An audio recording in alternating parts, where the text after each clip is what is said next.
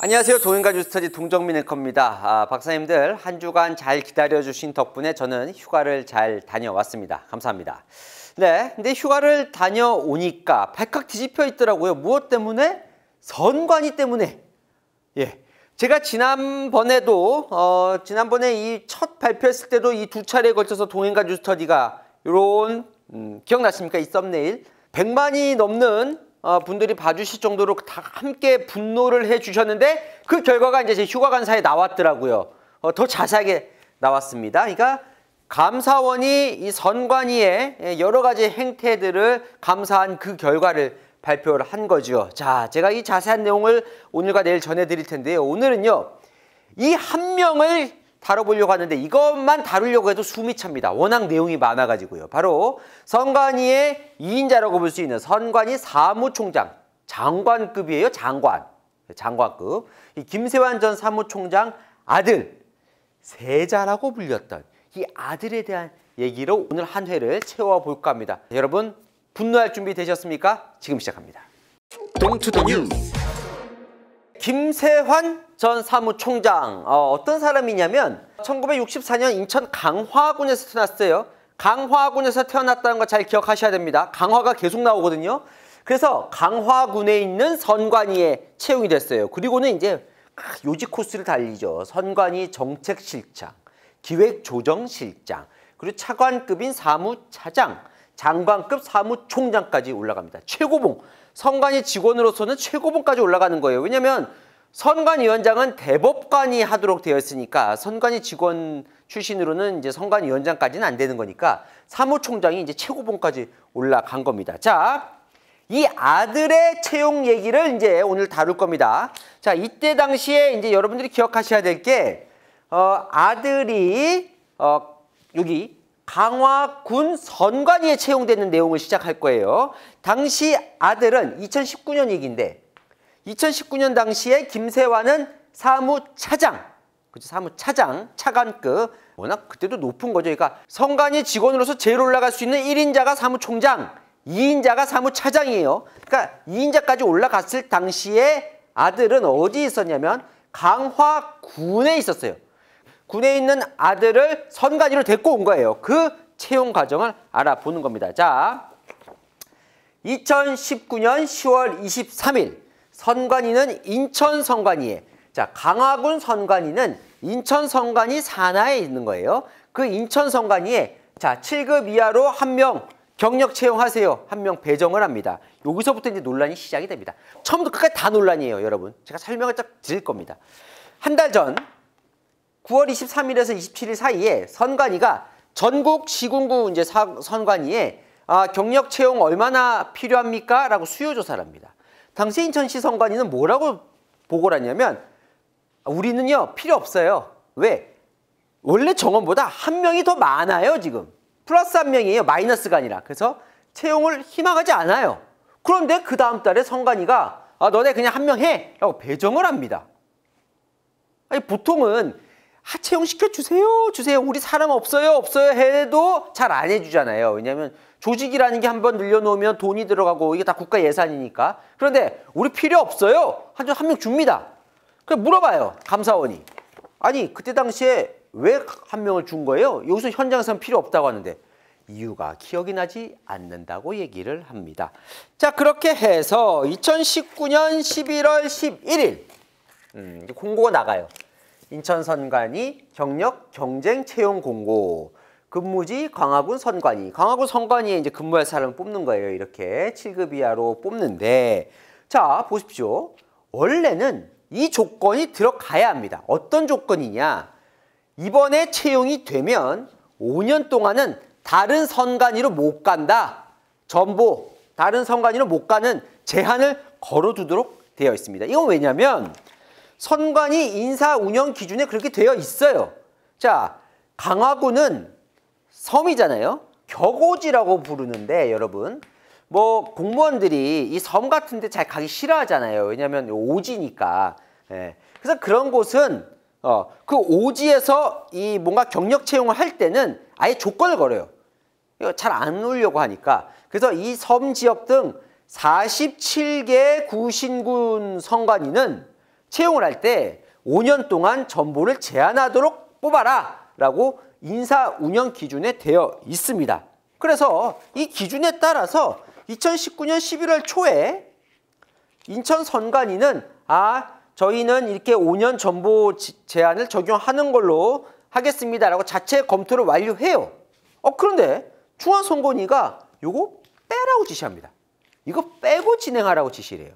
왜일까요? 왜일까요? 여러분 또 이유가 있겠죠. 다 이 세자와 관련이 있는 겁니다. 여러분 나중에 이제 보시면 알아요. 자, 게다가 11월 22일에 지금 몇 명 뽑도록 돼 있어요? 지금 1명 뽑도록 돼 있잖아요. 1명.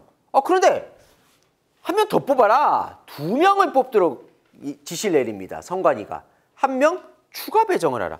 근데 이것도 참 이게 석연치가 않은 게 11월 22일 오전 11시 22분만 해도 당시 선관위 인사 담당자는 그냥 1명 뽑는 거다. 추가는 없다라고 해서 가장 결재를 받았는데 53분이니까 31분 만에 바뀌어요.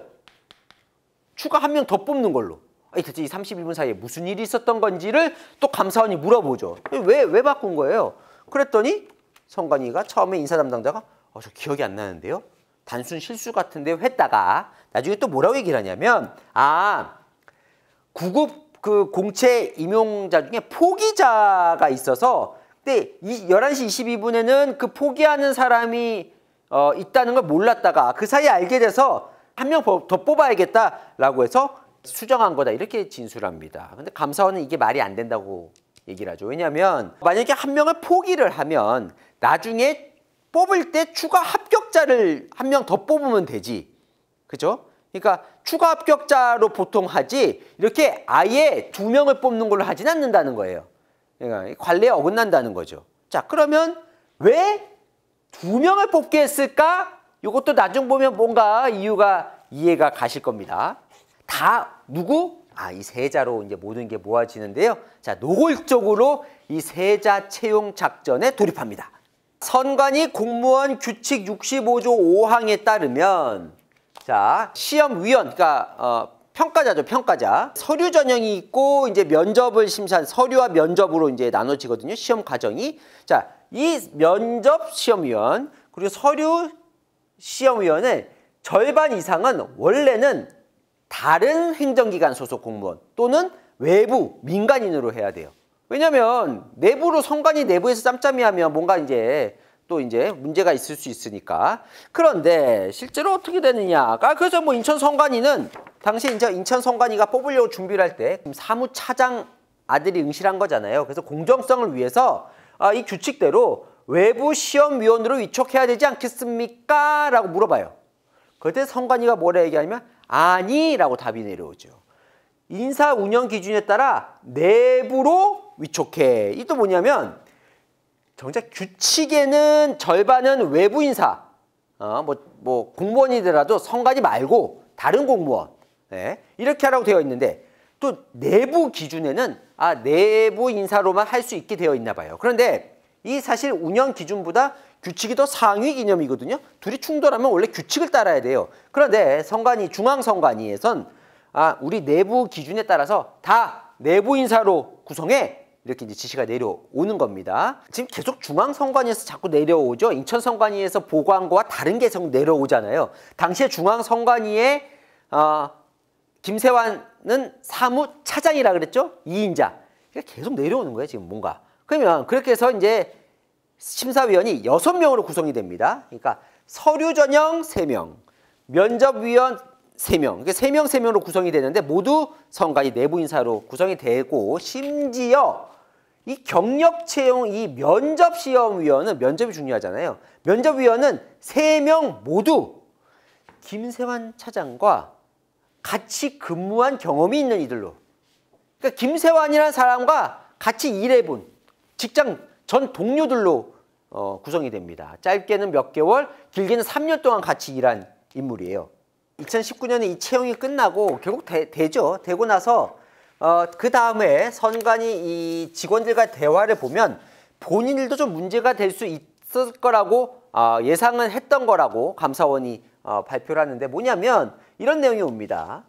기조실장님과 차장님이 본인들도 불안해하는지 작년이라고 하면 이제 이 채용할 때 K 과장님한테 문제 없는지 검토해 보라고 조용히 검토를 했던 것 같아요. 당시의 분위기가. 뭘 검토했냐면 바로 이 내부위원으로만 구성하는 게 괜찮냐라는 거를 논의했었던 것 같다는 거죠. 그렇죠. 그러니까 문제시하려면 할 수 있었을 것 같은데 이게 완전 외부 인원으로 서류 면접 본 게 아니라면 그치 문제 삼으려면 삼을 수 있지. 그러니까 자기들도 이 내부 인원으로만 구성해서 시험 보는 게 약간 이제 마음에 걸렸었던 것 같긴 하다는 거죠. 게다가 자 이제 어떻게 보면 면접위원은 딱 자기 사람들을 꾸려놨어요. 그러면서 이제 서류 같은 경우에는 내부 인사로 하긴 했지만 이게 이제 김세환 사무총장과 직접 인연이 있는지 여부는 확인이 안 되거든요. 그런데 또 하나의 장치를 마련합니다. 뭐라고 하냐면 이 서류 심사위원들에게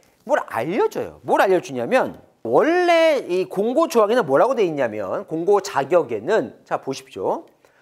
국가기관 및 지자체에서 근무하는 7급 이하 행정직 공무원은 누구나 신청할 수 있어요. 연령과 거주 요건에 제한이 없습니다. 이게 무슨 얘기냐면 강화군 선관이라고 해서 뭐 인천 광화에서 근무하는 사람만 신청할 수 있는 게 아니에요. 어디서든 나이도 상관없어요. 어디서든 7급 이하 공무원이면 신청할 수 있는 거예요. 그런데 인천 선관위에서 서류 전형 심사위원에게 3가지 조건을 줍니다. 이 조건에 맞는 사람을 뽑아 주십시오. 그래서 7급이 아니라 8급 이하. 그리고 35세 이하.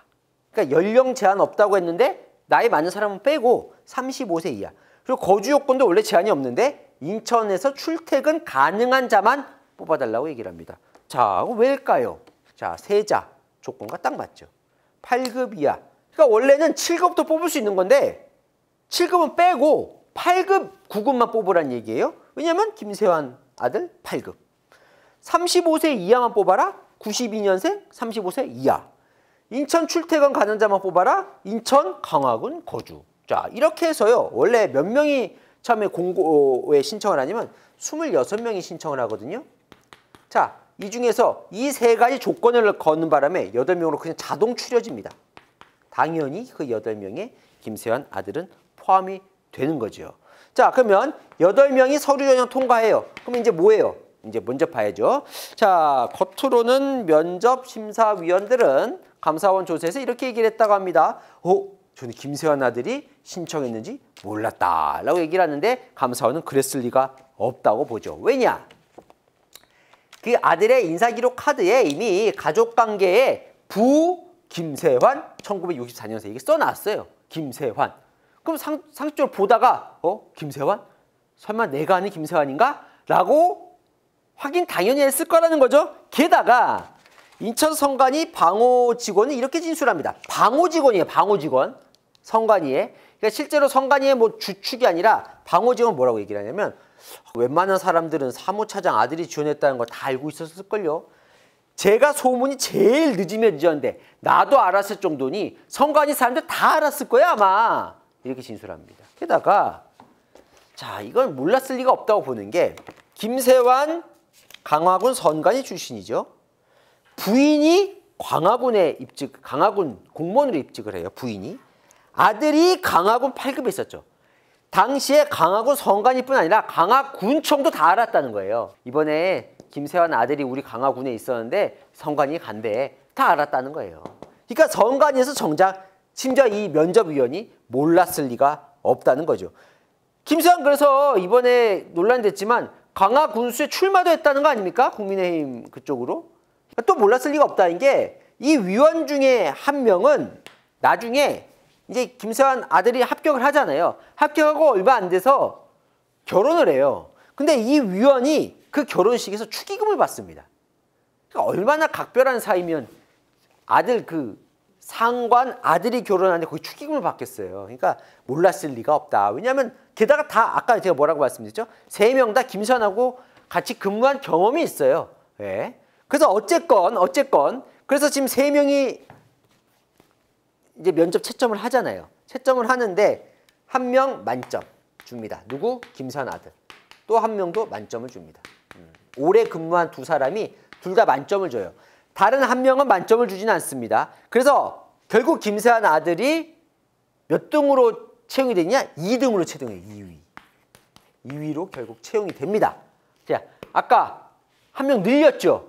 처음에 한 명이었다가 두 명 늘렸죠? 만약에 한 명이었으면 떨어졌을 수도 있겠죠? 어쨌건 두 명으로 늘린 덕분에 김세환 아들은 강화군 선관위에 채용이 됩니다. 자, 그런데 제가 아까 분명히 이 공고 낼 때 또 하나의 조건이 있어야 된다고 그랬잖아요. 무슨 조건? 이 조건. 원래는 임용 후에 5년 동안 못 옮겨야 된다는 이 조건 뺐다 그랬죠? 왜 뺐을까요? 들어오자마자 강화군 선관위에서 인천시 선관위로 전입을 하는데요. 전부 옮겨갔다는 거죠. 여기서도 꼼수의 연속입니다. Don't to the news. 말씀드린 것처럼 김세환 사무차장일 때 아들이 강화군 선관위로 이제 채용이 된 거예요. 그죠? 그 사이에 승진을 해요. 1인자가 됩니다. 김세환이. 그래서 사무총장이 돼요. 차관급에서 장관급이 됩니다. 그러자 아들을 바로 또 끌어올립니다. 어디로? 인천시 선관위로. 제가 아까 말씀드린 것처럼 5년 동안은 여기 이제 섬이니까 못 옮기는 조건 빼고 이제 채용했으니까 조건이 되나요? 아닙니다. 원래도 안 돼요. 왜 안 되냐면 최소한 선관위에 들어온 지, 그러니까 선관위에서 재직한 기간이 3년 이하면 전부가 안 되도록 했었어요. 그럼 중앙선관위가 그런 기준이 있었어요. 그래서 인천선관위도 그런 기준을 갖고 있었던 겁니다. 그래서 이때 전보 시험을 보기 전에 인천시 선관위 계장이 이제 과장한테 보고를 합니다. 저희 원래 지난번에 했던 것처럼 재직기간 그 조건을 3년 이상으로 해서 하겠습니다. 라고 이제 보고를 해요. 그때 과장이 약간 이제 보기에 눈치가 없는 거죠. 지금 누구 데리고 오려고 하는 거예요. 지금 이 김세환 아들 데리고 와야 되는데 3년이면 해당이 안 되잖아요. 왠지 온 지 1년밖에 안 됐는데 꼭 중앙선관위랑 맞출 필요 있냐. 1년으로 바꿔서 젊은 직원들 오도록 하자라고 얘기를 합니다. 자, 그렇게 해서 전입시험 재직기한 요건을 3년이 아니라 1년으로 해서 공고를 합니다. 그래서 감사원이 물어보죠. 아니, 이 계장에게 아니 왜 어떻게 된 거예요? 그랬더니 계장이 이렇게 진술을 합니다. 알았다는 거예요. 김세환 아들이 응시할 거. 그러니까 1년 이상으로 바꾸면 사무총장 아들이 응시할 수 있겠다고 예상은 했어요. 그렇게 해서 이제 공고가 나가고 이제 그러니까 전입 시험이죠. 요때 강화군 선관위에 이제 들어올 때는 채용 시험인 거고 인천 선관위로 전입 시험을 또 봐야 돼요. 2020년 11월 25일 인천 선관위가 이 전입 시험은 대면으로 봅니다. 라고 얘기를 합니다. 예, 대면이라는 건 뭐예요? 그러니까 와서 면접 보라는 거죠. 여기서부터 또 꼼수가 시작이 됩니다. 자, 당시에 김세환 아들은 와서 교육을 받고 있었어요. 무슨 교육이냐면 대검에서 실시하는 디지털 포렌식 전문가를 양성하는 교육을 이제 받고 있었는데 사실은 이 교육을 받는 것 자체도 꼼수예요. 왜냐하면 대검 교육 신청서를 이제 냅니다.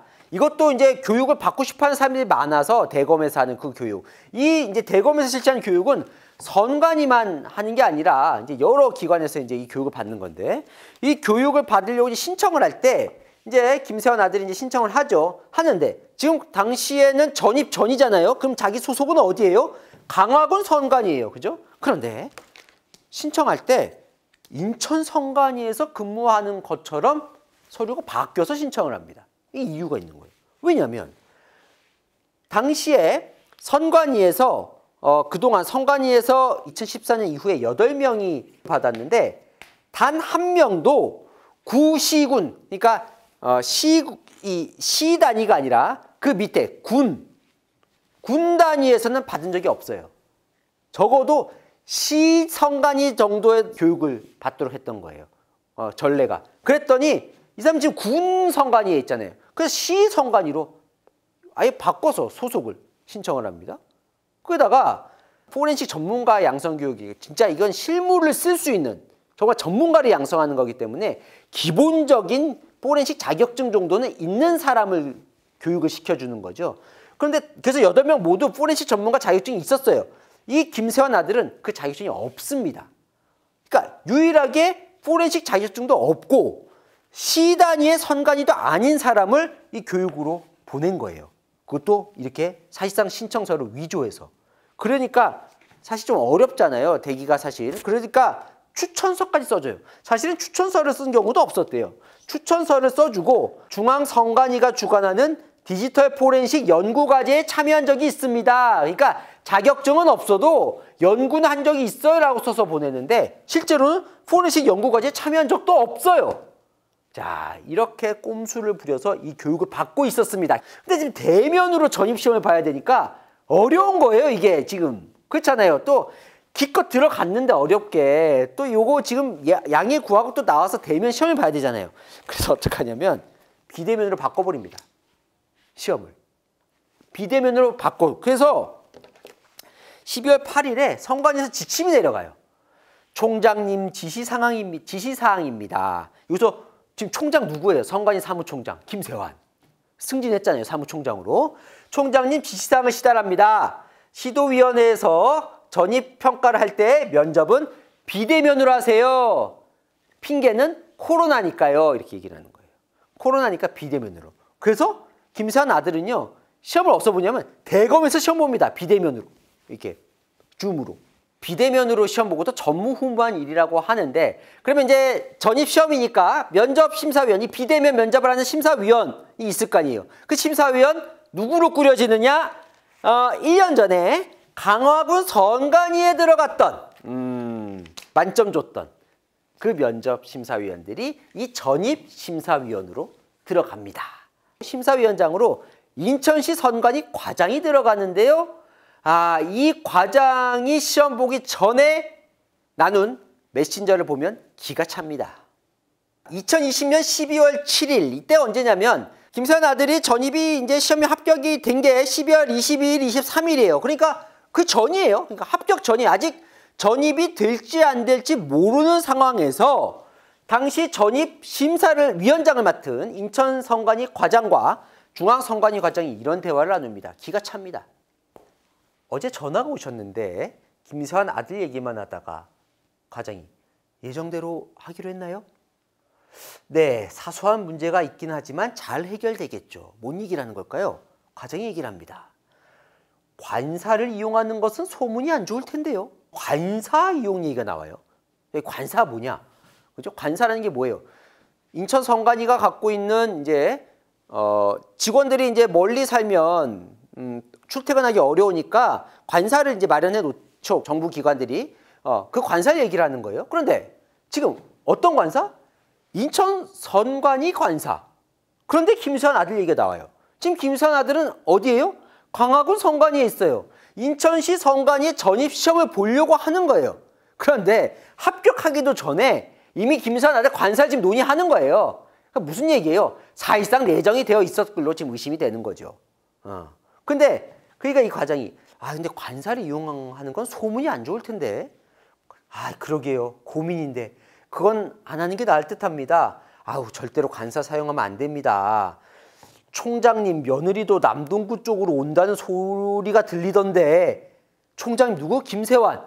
김세환 며느리도 뭔가 온다는 소문이 있었나 봐요. 총장님과 저만 한 얘기니까 모른 척 하세요. 뭐예요? 김세환하고는 이미 관사 얘기를 했다는 걸로 지금 추정이 되는 거죠. 아들은 지금 아직 합격도 안 했는데 사실상 내정이 된 걸로 추정이 됐는데 지금 이 얘기를 한 사람이 누구라고요? 전입심사위원장.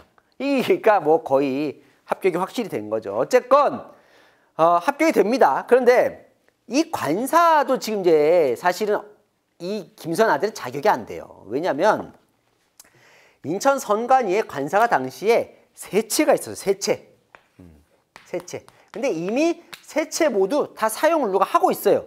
그러니까 누구를 빼고 김세환 아들 넣을 수는 없는 거예요. 그러니까 늘려야 되는 거예요. 근데 중앙선관위에서 절대 늘리지 말라고 지침을 내려놓은 상황입니다. 이미. 왜냐하면 각 시 선관위마다 얼마나 관사 늘리고 싶겠어요. 그죠? 관사라는 게 뭐예요? 국가가 돈 줘서 집 살게 해주는 거잖아요.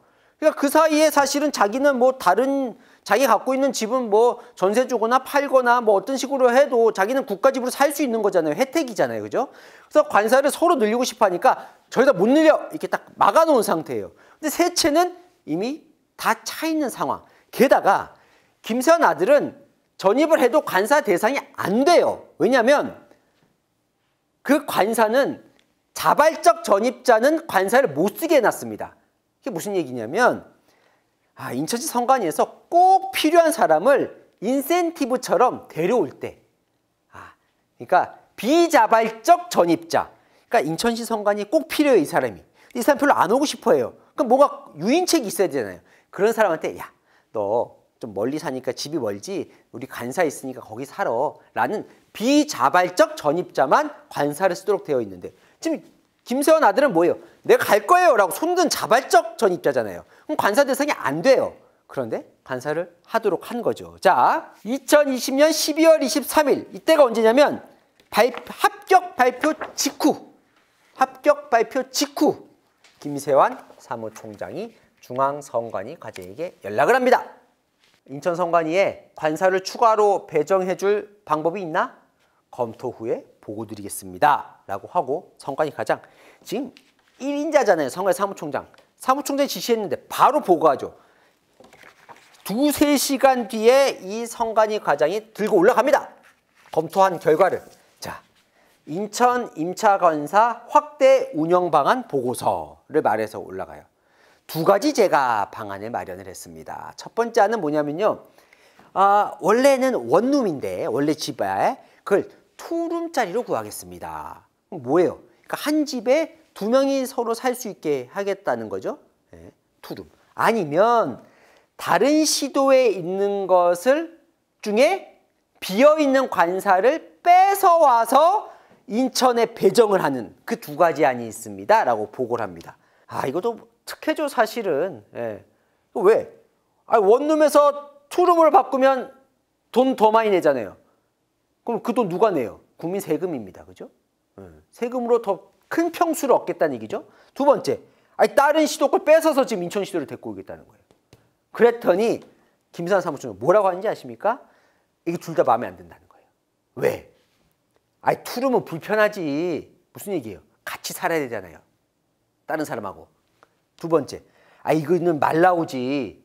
다른 시도군이 싫어할 거 아니야. 그럼 말 나오지. 야야, 무조건 한 채 만들어 봐. 무조건 한 채 했으면 좋겠어. 어떻게든 하나 해줘. 방법은 니네가 찾아. 근데 무조건 하나 해줘. 이렇게 얘기를 했다는 겁니다. 이 감사원 감사 결과에 다 보고서에 나와 있는 겁니다. 그렇게 해서요. 2020년 12월 25일. 25일이면 언제예요 지금? 이틀 뒤에 관사를 계약을 합니다. 중앙선관위에서 관사 한 채 더 늘리는 걸 승인 받은 게 12월 29일이에요. 그러니까 아직 승인도 떨어지지도 않았는데 계약 먼저 한 거예요 지금. 누구를 위해서? 김세환 아들 위해서. 네. 계약을 합니다. 해서 원룸 보증금 400만 원에 월세 35만 원. 그런데요. 이것도 또 사실은 원룸이면 최대한 지원할 수 있는 금액이 월세 30만 원이에요. 근데 어떻게 35만 원짜리 월세집을 구할 수 있었느냐? 또 서류를 사실상 조작합니다. 2명이 같이 사는 것처럼. 원룸인데 2명 산다는 것도 좀 이상하지만 어쨌건 서류상 김세환 아들은 순위로 뽑으면 가장 순위가 낮은 6순위인데 이 관사를 지정받을 수 있는 요거를 2순위로 무조건 올리고 이 관사에 두 명이 사는 것처럼 실제로는 김세환 아들 혼자 사는데 그래서 2명이 사는 것처럼 해서 30만 원이 아닌 월세 35만 원짜리 관사를 계약해서 거기에 김세환 아들이 살죠. 13개월 동안 사는 거예요. 그렇게 해서 안 나가도 될 세금 나간 게 894만 원. 선관위 사무총장하고 아들하면 관사 사고 싶으면 이 정도는 자기 돈으로 해도 됐을 것 같다는 생각도 들긴 드는데요. 894만 원이면. 결과적으로 이런 거죠. 안 뽑아도 될 사람을 한 명 더 늘려서 강화군 선관위로 데리고 오고 그걸로 모자라서 더 좋은 직장으로 옮기겠다고 꼼수 부려서 인천시 선관위 더 좋은 직장으로 옮기고 그것도 모자라서 좋은데 혼자 살게 하겠다고 없는 관사 규정 무시하고 관사 주고 특혜, 삼중 특혜에 이어진 거죠. 왜? 세자니까. 김세환 사무총장의 아들이니까. 그것도 지금 뭘로? 조직적으로 이루어졌다는 게 사실상 더 충격적인 겁니다. 알고도 선관위에서 그걸 다 해줬다는 거예요. 이게 있을 수 있는 일입니까? 21세기에? 동투더 뉴스. 김세환 사무총장이 사무실로 선관위 같은 거 불러요. 불러서 뭘 얘기를 하냐면 내가 있잖아. 관사에서 쓸 노트북과 휴대전화가 필요해. 그거 좀 갖고 와. 이렇게 얘기를 합니다. 이게 사실 말이 안 돼요. 왜냐면요. 지금 이 노트북 휴대전화를 자기가 자기 돈 주면서 지금 사오라는 게 아니잖아요. 그러니까 달라는 거 아니에요, 밑에서. 그럼 뭐로? 나라 돈으로 이걸 지금 사라는 얘기잖아요. 근데 사실은 이 나라 돈으로 노트북, 휴대전화, 이 공공기관 살 때는 다 전자 태그가 붙습니다. 왜냐면 모든 물품을 누가 관리하냐면 조달청이 관리를 해요. 그 조달청장 명의에 이 전자 태그가 있어서 그건 다 국가적으로 이제 쓰다가 또 다 쓰면 반납하고 뭐 처분하고 이걸 다 조달청에 이제 사실상 허가를 받아야 되는데 그게 아니라 그냥 알아서 좀 갖고 오란 얘기예요. 자기 쓸 거니까. 그렇게 해서 실제로 노트북 갖다 줍니다. 관세에 쓸 거. 156만 7천원짜리. 그다음에 그리고 실제로 자기가 쓰는 폰은 이미 있었어요. 그거 말고 지금 세컨폰 달라는 거예요. 세컨폰. 요즘 기사에 많이 나왔잖아요. 세컨폰 얘기 많이 나왔죠. 김세환 세컨폰. 그 세컨폰 또 132만 4천원을 예산을 들여서 갖다 줍니다. 그래서 물어보죠. 감사원이. 이거 왜 줬어요? 그랬더니 선관위 과장이. 사실은 뭐 관사에서 사용한다는 의미가 자기 개인적으로 쓰겠다는 걸로 해석은 됐지만 어떡합니까? 위에서 시키는데 그 지시에 따를 수밖에 없었다 그러죠. 김세환은 뭐라고 진술하냐면 감사원 때 난 먼저 요구한 적이 없는데 직원이 자발적으로 갖다 줬대요. 자발적으로. 그리고 그 세컨폰 휴대전화는 정치인들과 통화 문자할 필요가 있었다 그래서 이게 또 논란이 됐죠. 선관위 사무총장이면 정치를 감시해야 할 공정해야 될 사람이 정치인하고 왜 통화 문자를 하냐. 이게 뭔가 또 뒤로 뭐 이상한 거 한 거 아니야? 라고 의심이 들면서 또 논란이 됐었어요. 공정성에. 본인은 뭐 선거구 획정 관련해서 협의를 했다고 뭐 이렇게 얘기한 언론에 그렇게 해명한 것도 있던데 어쨌건 그 자체가 부적절하다 논란이 있었습니다. 그래서 뭐 정치인들과 무슨 이야기 했는지는 각양각색 그 부분까지는 말을 못한다. 라고 이제 세컨폰 본인이 시인을 한 거예요. 자, 그런데 여기서 논란은 물러나요. 사무총장이. 사실 쫓겨납니다. 왜 쫓겨나냐면 일단 대선 때 여러분 그 소쿠리 투표 기억나시죠? 사전 투표 때 코로나 시절에 잘 관리를 해야 되는데 그걸 소쿠리 갖고 막 하고 비닐봉지에 투표용지 옮기고 그럼 내 투표용지 이러다 뭐 없어지는 거 아니야? 뭐 어떻게 되는 거야? 막 논란이 많았잖아요. 그래서 질타를 엄청나게 받았죠. 그 소쿠리 투표 때 사무총장이 바로 김세환이에요. 그때 엄청나게 질타를 받았습니다. 제대로 관리 못한다고. 게다가 이제 이 아들의 이런 문제가 터지면서 물러나거든요. 그러니까 물러나면 사실 어떻게 해야 돼요? 이거 반납해야죠. 국가 거잖아요. 국가 거. 반납 안 합니다. 반납 안 해요. 들고 있어요. 들고 있다가 여기 이제 3월 16일 이제 문제 터지니까 3월 16일에 이제 사퇴 내거든요. 책임지고 사퇴하겠다. 근데 반납 안 해요. 반납 안 하다가 이제 감사원이 감사 들어갔어요. 야, 반납해. 노트북과 휴대전화 반납하라고 이제 김세환 총장한테 얘기를 합니다. 반납해요. 반납하는데 어떻게 반납해요? 데이터 다 삭제하고 반납합니다. 그러다 보니까 이게 뭐야? 정치인하고 뭔 얘기하고 이게 본인 폰 이미 줬는데 세컨폰을 왜 가져간 거야? 이것도 국가 세금으로. 이게 결과적으로는 뭐예요? 국가 세금이란 개념 없는 거죠. 세금 내 돈이에요, 그냥. 국민 돈은. 그런 거잖아요. 내 돈처럼 우리의 관사 하나 더 하나 해주고 그 세금 무슨 돈으로? 세금으로. 국민 돈으로. 나 노트북 하나 주고 세컨폰도 주고 왜? 국민 소유금으로. 그 반납도 안 해요. 내 거니까. 그걸 내라 그러면 다 지우고 되고. 모르겠습니다. 김세환 씨가 여기에 지금 이 감사원 감사 결과에 대해서 얼마나 억울한 점이 있고 여기에 대해서 구체적으로 아직 해명이 나오지 않기 때문에 제가 해명을 받아서 지금 전해드리지 않지만 다 감사원 감사 보고서에 적시된 내용입니다. 이거 제가 뭐 따로 한 내용이 아니라 감사원의 감사 보고서를 보고 제가 거기에 적힌 걸 팩트라고 한다면 그 팩트만 제가 여러분에게 전달을 해드린 겁니다. 제가 아까 처음에 뭐라 그랬습니까? 김세환 사례만 들어도 지금 숨이 찰 정도로 많다 그랬죠. 제가 숨 찰 정도로 다 설명을 드렸잖아요. 오늘은 여기서 마치고요. 내일은요. 감사 목소리가 이만합니다. 김세환 뺀 나머지 부분을 가관입니다. 김세환만 이랬겠습니까?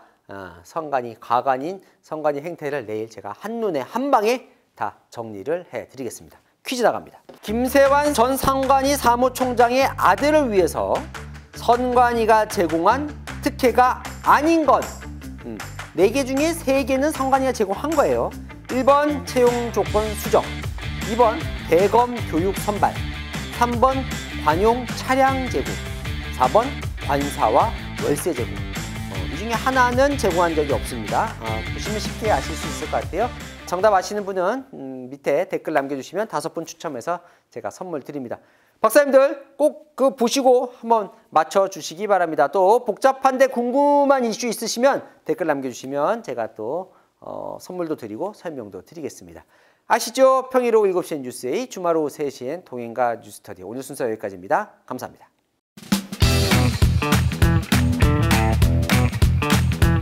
박사님들 어서 오십시오. 자, 퀴즈 정답 보시고 가십시오. 이재명, 정진상, 김용 재판에서 불리한 증언을 쏟아내고 있는 과거의 측근이었어요. 하지만 지금은 발견이 됐죠.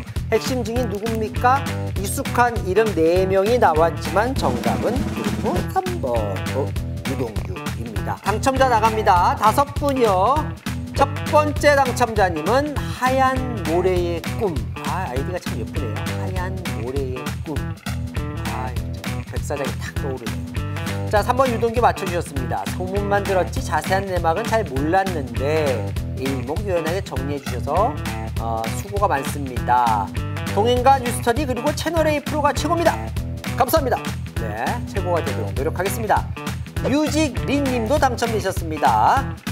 단순하면서도 의미 있는 우리 정치의 현실이다. 평을 해주셨습니다. 자, 세 번째 김종현님. 가로치고요. 하경모 사랑. 이렇게 가로 닫고 해주셨어요. 로맨틱한데요. 네, 사랑이 들어갔는데요. 네, 오늘도 설명 감사합니다. 연결고리를 깨는 게 중요하겠다라고 평을 해주셨습니다. 네 번째 꼼지락 정원님 당첨되셨어요.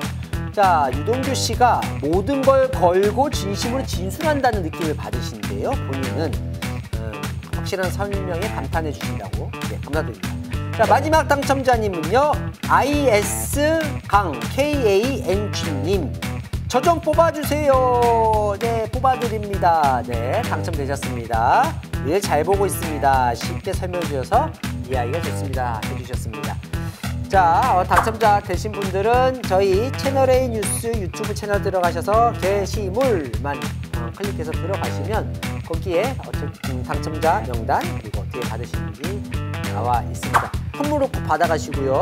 자, 아니더라도 꼭 댓글 달아주시면 제가 그 댓글 다 봅니다. 보면서 또 제가 여러분과 말씀 나누고 있으면 나누도록 하겠습니다. 자, 오늘 수고 여기까지입니다. 박사님들 안녕히 계세요.